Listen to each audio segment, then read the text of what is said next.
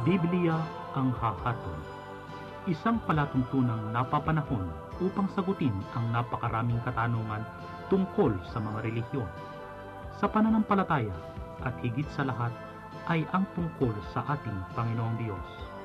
Ang programang ito ay mapagkakatiwalaan at mag-aakay sa atin sa pagtahak sa daan ng Panginoon upang makilala ang Diyos sa Espiritu at katotohanan.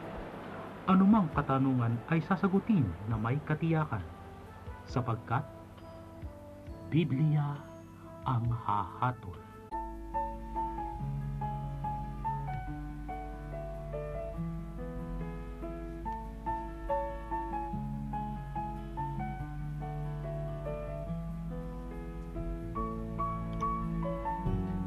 Magandang gabi po sa inyong lahat mga kaibigan, mga kababayan, mga magulang, mga kapatid, mga minamahal.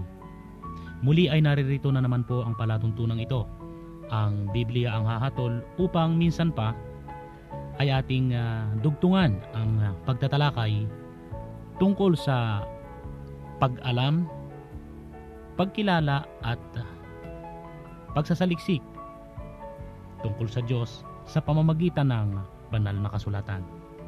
Kung kaya nga po ang palatuntunang ito ay pinamagatang Biblia ang hahatol, ay upang Biblia lamang ang ating sangguniin o Biblia ang maging pangunahing sanggunian natin sa bawat katanungang ating tatalakayin sa gabing ito. Ngayong gabi ay ating pag-uusapan ay ang tungkol sa isang likas na kalagayan ng ating Panginoon Diyos, na ito ay tinututulan ng maraming mga pananampalataya, ang kaisahan ng Diyos, sapagkat nga maging noong sinaunang pananampalataya ng mga Israelita at maging ang mga unang Kristiyano o yung mga naunang alagad ay naniniwala sila sa kaisahan ng Diyos o yung monoteismo. Hindi po marami ang Diyos, kundi ang Diyos ay iisa. Ngunit ang nagiging usapin ay ang tungkol sa Trinidad, sapagkat lumalabas na ang Diyos ay nagiging tatlo, sapagkat nga isang Diyos na may tatlong personalidad, ang Ama, ang Anak at ang Espiritu Santo. Sapagkat kung tunay na ang Ama lamang ang Diyos, maliwanag na ang Anak ay hindi Diyos. At kung ang Anak naman ay Diyos, sasalungat ito sa sinasabi sa Juan 17:3. Ganito po ang ating mababasa. At ito ang buhay na walang hanggan, na ikaw ay makilala nila na iisang Diyos na tunay, at siyang iyong sinugo sa makatuwid bagay si Hesukristo. Mayroon po palang ipinakikilalang iisang Diyos na tunay, itong sinugo na si Hesukristo. Sa makatuwid, iisa po ang Diyos. Tingnan natin ang sinasabi sa 1 Juan 5:20 naman. Ganito po ang ating mababasa. At nalalaman natin na naparito ang anak ng Diyos, at tayo'y binigyan ng pagkaunawa upang makilala siya na totoo, at tayo'y nasa kanya na totoo. Sa makatuwid ay sa kanyang anak na si Hesukristo. Ito ang tunay na Diyos at ang buhay na walang hanggan. Dito naman po tinutukoy na ang kaniyang anak na si Hesukristo, ito ang tunay na Diyos at ang buhay na walang hanggan. Sapagkat po sinabi, at nalalaman natin na naparito ang anak ng Diyos. Ang pinag-uusapan po yung anak ng Diyos na naparito. At tayo'y binigyan ng pagkaunawa. Ang nagbigay po ng pagkaunawa, yung naparito na anak ng Diyos, upang makilala siya na totoo. Ang ipinakilala naman niya na totoo ay yung Diyos, yung kanyang Ama. At tayo nasa kanya na totoo. Tayo po ay nasa kanya. Na kanino po tayo? Sa makatuwid ay sa kanyang anak na si Hesukristo. Tayo po ay naroon sa totoo. Ang totoo na tinutukoy dito sa makatuwid ay sa kanyang anak na si Hesukristo. Ito ang tunay na Diyos at ang buhay na walang hanggan. Maliwanag po sa talatang ito na tinutukoy na si Hesukristo ang tunay na Diyos. Ito ang tunay na Diyos. E di sasalungat po dun sa sinasabi na iisang Diyos na tunay. Pagbalik-aralan po natin ang sinasabi sa aklat ng Isaiah 64:8. Ganito po ang sinasabi. Ngunit ngayon, O Panginoon, ikaw ay aming Ama. Kami ang malagkit na putik at ikaw ay magpapalayok sa amin, at kaming lahat ay gawa ng iyong mga kamay. Ang Panginoon daw po ang may gawa sa atin. Kumpara sa palayok, tayo yung palayok, ang Diyos yung magpapalayok, yung Panginoong Diyos. Sino itong Panginoong ito na tinutukoy na siyang may likha sa atin? Ang sabi po sa Hebreo 1:8, ganito po ang ating mababasa. Ngunit tungkol sa anak ay sinabi, ang iyong luklukan, O Diyos, ay magpakailanman, at ang setro ng katuwiran ay siyang setro ng iyong kaharian. Tungkol daw po sa anak, ang luklukan, O Diyos, makatuwid, ang anak ay nasa kanyang luklukan, at ang luklukan ng anak na ito ay magpakailanman, at ang anak na ito ay Diyos. Ang sabi po sa Diyos, at ikaw, Panginoon, ang tinutukoy po dito yung anak, nang pasimulay inilagay mo ang kinasasaligan ng lupa, at ang mga langit ay mga gawa ng iyong mga kamay. Ang manglilikha pa lang ito ay ang Panginoon, na ito yung anak na tinutukoy sa versikulo 8. Ano pa po ang pagkikilanlan tungkol sa manlilikhang ito?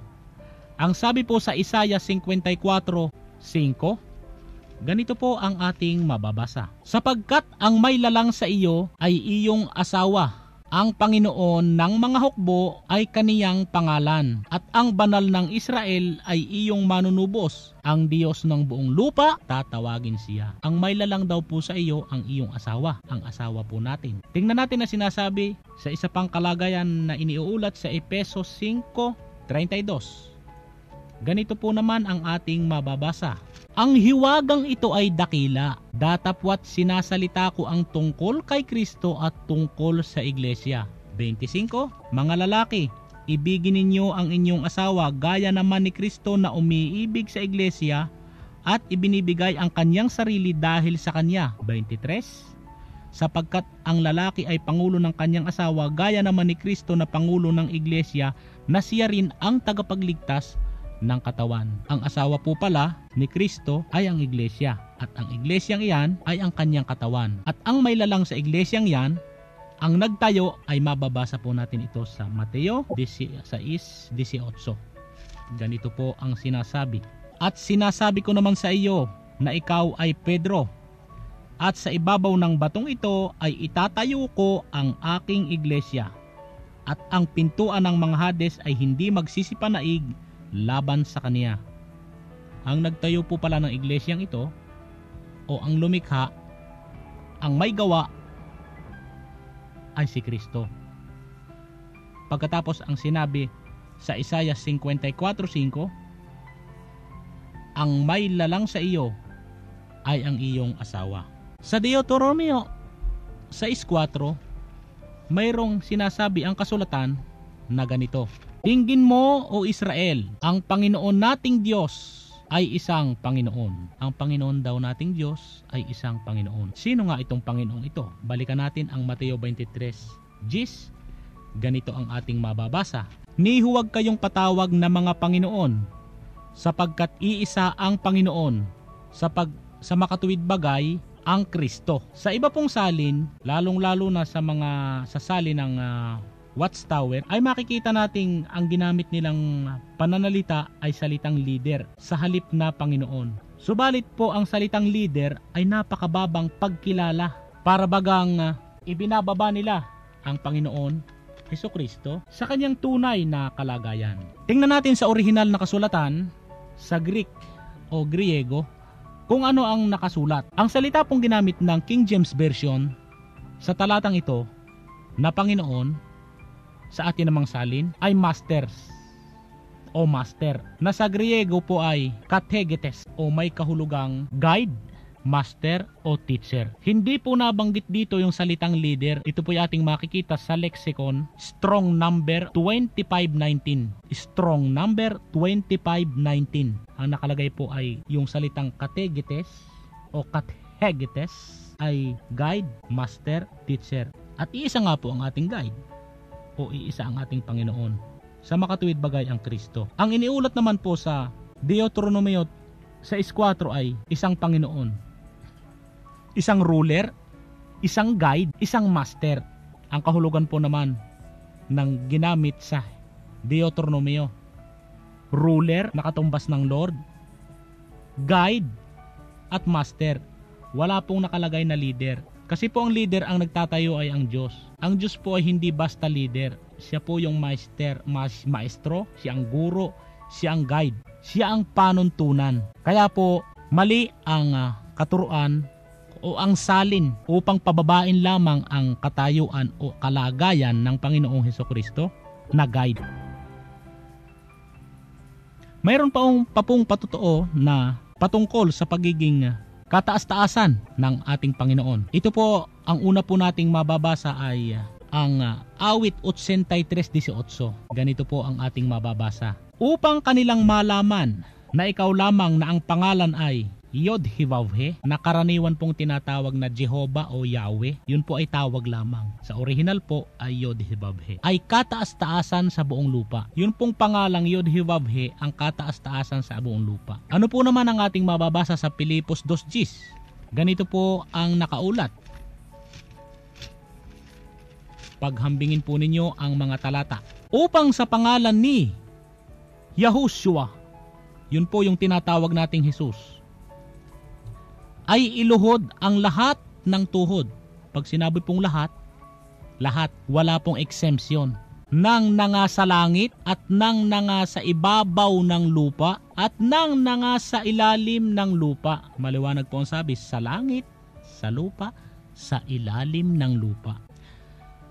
Sapagkat po ang sabi sa Gawa 4:12 ay ganito, kung bakit sinabi ang ganoon. At kanino mang iba ay walang kaligtasan, sapagkat walang ibang pangalan sa silong ng langit na ibinigay sa mga tao na sukat nating ikaligtas. Kaya nga, upang sa pangalan ni Jesus o ni Yahushua, iluhod ang bawat tuhod sa langit, sa lupa, sa ilalim ng lupa. At panghuli po, ito pong mababasa natin sa Exodo 3:13 hanggang 15. Ito po si Moises mismo ang nakausap dito ng Panginoon. Ganito po ang ating mababasa. At sinabi ni Moises sa Diyos, narito, pagdating ko sa mga anak ni Israel, at sasabihin ko sa kanila, sinugo ako sa inyo ng Diyos ng inyong mga magulang, at sasabihin nila sa akin ano ang kaniyang pangalan. Ano ang sasabihin ko sa kanila? At sinabi ng Diyos kay Moises, ako, yaong ako nga. At kaniyang sinabi, ganito ang sasabihin mo sa anak ni Israel, sinugo ako sa inyo ni ako nga. Ang sabi po, sinugo ako sa inyo ni ako nga. At sinabi pa ng Diyos kay Moises, ganito ang sasabihin mo sa mga anak ni Israel, sinugo ako sa inyo ng Panginoon, ng Diyos ng inyong mga magulang, ng Diyos ni Abraham, ng Diyos ni Isaac, at ng Diyos ni Jacob. At ito ang aking pangalan magpakailanman, at ito ang aking pinakaalaala sa lahat ng mga lahi. Maliwanag po ang sabi, sinugo ako sa inyo ng Panginoon. Sa 3:14 po, yun pong salitang ako nga, o sa Hebreo, ayun po ay may salitang Yehye. Nasa Griego, nung isalin to sa Septuagint, o yung tinatawag na 70, ang ginamit pong salita ay ego emi. Ego emi. Sa 3:14 po ng Exodo. Ngayon po, paghambingin po natin ang sinasabi sa Juan 8:24 at 28. At sinabi ko nga sa inyo, na kayo'y mga mamatay sa inyong mga kasalanan, sapagkat malibang kayo'y magsisampalataya na ako'y si ako nga, ay mamamatay kayo sa inyong mga kasalanan. Sinabi nga ni Jesus, kung maitaas na ninyo ang anak ng tao, saka ninyo makikilala na ako nga, at wala akong ginawa sa aking sarili, kundi sinasalita ko ang mga bagay na ito ayon sa itinuro sa akin ng aking Ama. Dito po sa Juan 8:24 at 28, ang ginamit pong salita dito ay ating po titingnan. Ang sabi po ay ganito, sa King James Version, I said therefore unto you, that ye shall die in your sin, for ye believe not that I am He. Ako, siya. Ang ginamit din po ditong salita ay ego emi. Ito po ay Lexicon Strong 1473 at Strong 10. Ego emi. Ganito po ang pagkasulat sa Griego. Epo, aun, humin, hoti. Apos nexko, en humun, humartia. Gar en mi, pistieu, en mi hoti, ego emi. Mga mamatay kayong lahat sa inyong mga kasalanan, mangalibang kayo'y magsisampalataya na ako, yaong ako nga. Kaya po maliwanag na isa pong kabulaan ng turo, yung pagtuturo na ang Panginoong Hesukristo ay isa lamang leader, sapagkat siya po yung manlilikha. Paano po naging leader lamang yung manlilikha? Siya yung walang hanggang ama na sinasabi sa Isaias 9:6. Siya yung ating asawa na sinasabi sa Isaias 54:5. Siya yung isang Panginoon. At siya yung ako nga, ang ego emi. Nawa po'y nakapagbigay linaw ito sa ating mga kababayan na hindi sumasampalataya sa kadiyusan ng anak ng Diyos.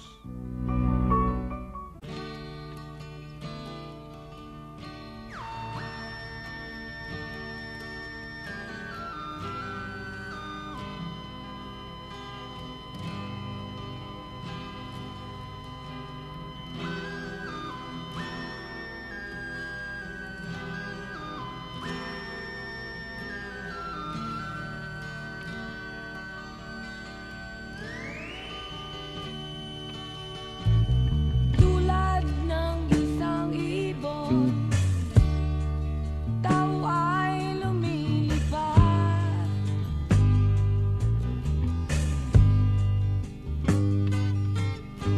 Pangarap ang tanging nais na marating at matupad.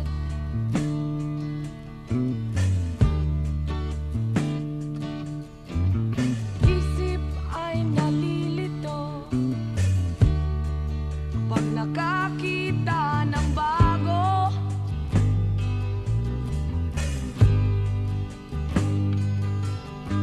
Lahat ng bagay sa mundo ay isang malaking tukso.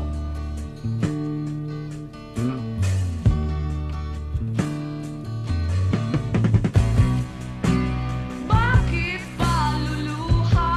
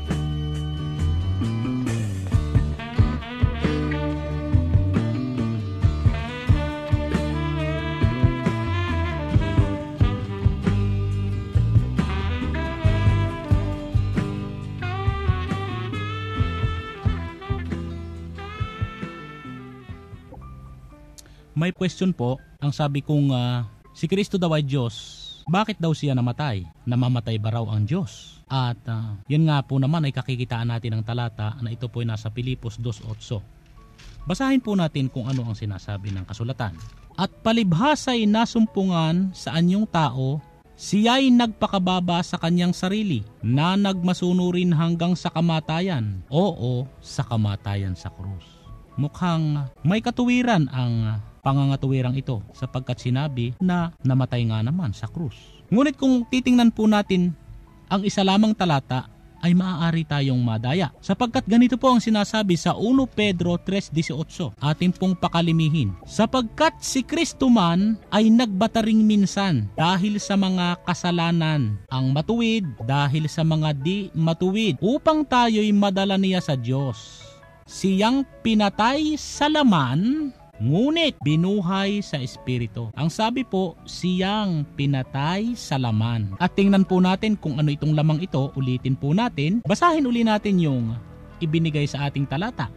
Sa Pilipos 2:8, at palibhasa'y nasumpungan sa anyong tao. Iugnay po natin ang 3:18 ng 1 Pedro, siyang pinatay sa laman, ngunit binuhay sa espiritu. Sapagkat po ganito ang sinasabi sa Juan 1:1 at 14. Nang pasimula, siya ang salita, at ang salita ay suma sa Diyos, at ang salita ay Diyos. Sa 14 po, at nagkatawang tao ang salita at tumahan sa gitna natin. At nakita namin ang kanyang kaluwalhatian ang gaya ng sabugtong ng Ama, na puspos ng biyaya at katotohanan. Ito pong salitang nagkatawang tao, ito po ay naging tao.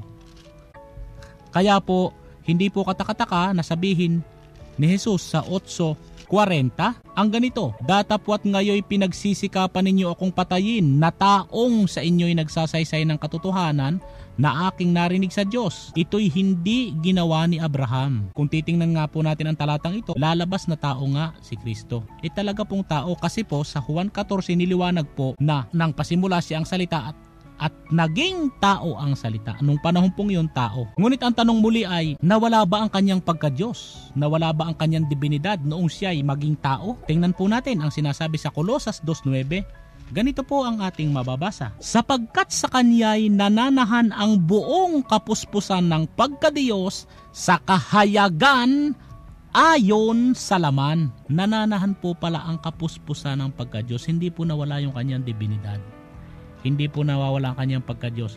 Ganito po lamang yung simpleng lohika.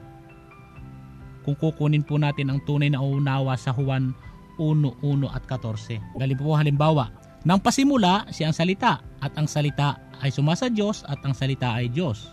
At naging tao ang salita at tumahan sa gitna natin. Gumawit po tayo ng law of substitution. Nang pasimula, siya ang bulak, at ang bulak ay suma sa puno ng bulak, at ang bulak ay bulak. At naging kamiseta ang bulak at isinuot natin. Tanong, yun po bang kamiseta bulak pa? Nawala ba ang kanyang pagiging bulak? Hindi po, purong cotton eh. Nakalagay sa etiketa, cotton. 100% cotton. Pero kamiseta. Nakikita natin kamiseta at isinuot natin. Ganon din po, ang salita, naging tao, pero at sa kaniya'y nananahan ang buong kapuspusan ng pagka-Diyos sa kahayagan ayon sa laman. Nawa po'y nakapagbigay linaw itong kaunting pagtalakay na ito tungkol sa divinidad o kadiyusan ng anak, sapagkat po maraming mga tao ang hindi naniniwala. Meron pong malaking kongregasyon na ito daw po lamang ay si San Miguel, o ito daw po lamang ay isang tao na ginawang Panginoon, tagapamagitan, at talagang tao. Ngunit po, ang paniniwala namin na siyang ipinapahayag ng Biblia, siya po ay Diyos, naging tao, bumalik sa pagiging Diyos. At yan po, ang pagbabalik niya ay mababa sa pagiging Diyos, ay mababasa natin sa 2 Corinto 3:17. Ngayon, ang Panginoon ay siyang Espiritu, at kung saan naroon ang Espiritu ng Panginoon, doon ay may kalayaan. Ngayon daw po, ang Panginoon ay siyang Espiritu. Siya na pinatay sa laman, binuhay sa Espiritu.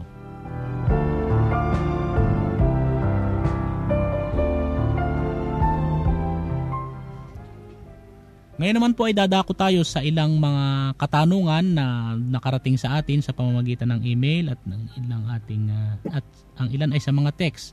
Kung nais po ninyo, kung mayroon po kayong mga katanungan kahit po anong tanong, ito po ay ating tatalakayin sa susunod na pagtatanghal. I-text lamang po ninyo sa 3496350 3496350 o kaya i-email po ninyo bibliaanghahatol@yahoo.com. Ang una pong tanong ay ganito: ilan ang bagay ng kautusan? Titingnan po natin yan sa kasulatan. Ganito po ang ating mababasa. Ang sagot po riyan ay nasa Oseas 8:12.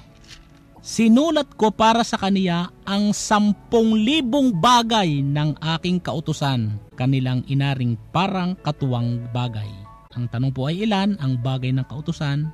Ang sagot po ng Biblia, 10,000 bagay ng kautusan. Isa pa pong tanong, ano po ang hinihingi ng Panginoon? Ang hinihingi po ng Panginoon ay mababasa natin sa Mikas 6:8. Ganito po ang sinasabi sa 6:8 ng Mikas.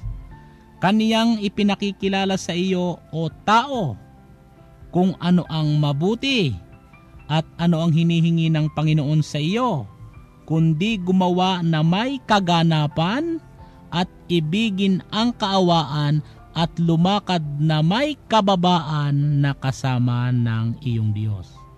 Sapagkat po sabi sa Santiago, ang nagpapakababa ay itataas ng Panginoon. Lumakad po tayong may kababaan na kasama ng iyong Diyos. Yun po ang hinihingi ng Panginoon. May isa pa pong tanong, ano ang kanyang utos? Hindi po mga utos, kundi kanyang utos. Ganito po ang sinasabi sa 1 Juan 3:23. At ito ang kanyang utos, na manampalataya tayo sa pangalan ng kanyang anak na si Hesukristo, at tayo'y mangag-ibigan ayon sa ibinigay niyang utos. Manampalataya raw po tayo sa pangalan ng at kanyang anak na si Hesukristo. Sa pangalan po ang sabi. Ito pa pong isang tanong na ating natanggap. Sinabi ni Jesus, walang mabuti kundi isa ang Diyos.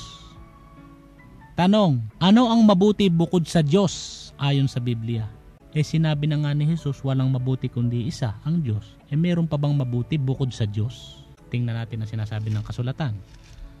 Sa Roma 7:12 po, ganito ang ating mababasa. Kaya nga, ang kautusan ay banal, at ang utos ay banal, at matuwid, at mabuti. Yun po pala ang mabuti bukod sa Diyos. Ang utos ng Diyos.